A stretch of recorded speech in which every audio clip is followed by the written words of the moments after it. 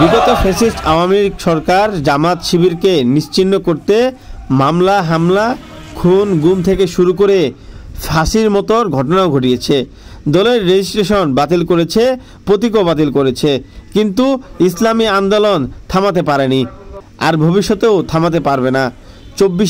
5ই August ওই fascist সরকার শুধু পদত্যাগ করেনি, দেশ ছেড়ে পালাতে বাধ্য হয়েছিল।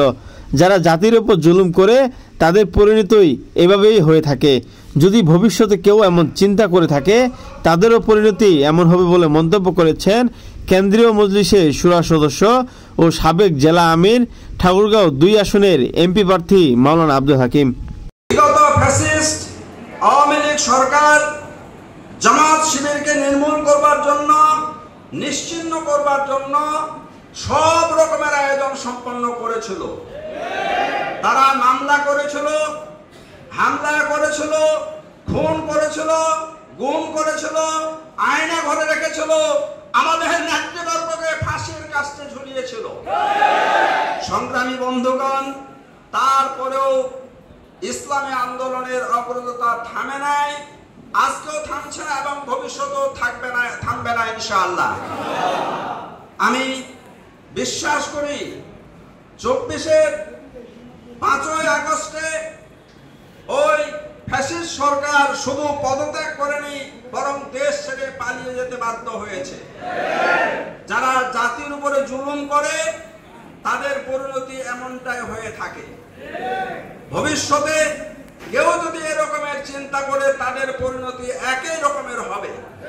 শনিবার 5 জুলাই ঠাকুরগাঁও ব্যারাডাঙ্গি উপজেলা পরিষদ অডিটোরিয়াম হলরুমে বাংলাদেশ জামাতে ইসলামীর যুব বিভাগের যুব সম্মেলনে প্রধান অতিথির বক্তব্যে তিনি এসব কথা বলেন।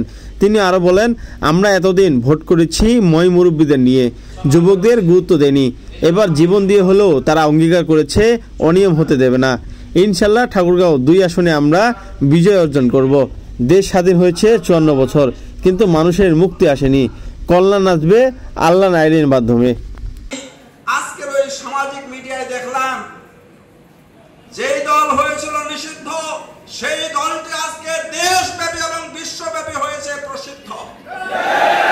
আমরা সত্যিকার অর্থে আজকের এই যুব সমাবেশ প্রমাণ করছে, অতীতে ইলেকশন করেছি, ময় মুরব্বীদের নিয়ে ভোট করেছি, কিন্তু যুবক সমাজের আমরা গুরুত্ব দেইনি, যার জন্য বারবার ব্যালট ছিনতাই হয়েছে, ভোট কেন্দ্র দখল হয়েছে।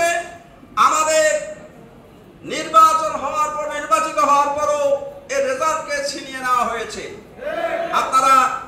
আমি সত্যি আশ্বস্ত হয়েছি, আপনারা 2 হাত উঁচু করে অঙ্গীকার ব্যক্ত করেছেন, জীবন যেতে পারে, আমরা মরতে পারি, আমাদের রক্ত ঝরতে পারে, কিন্তু ভোট কেন্দ্রে কোনো অনিয়ম আমরা হতে দেব না।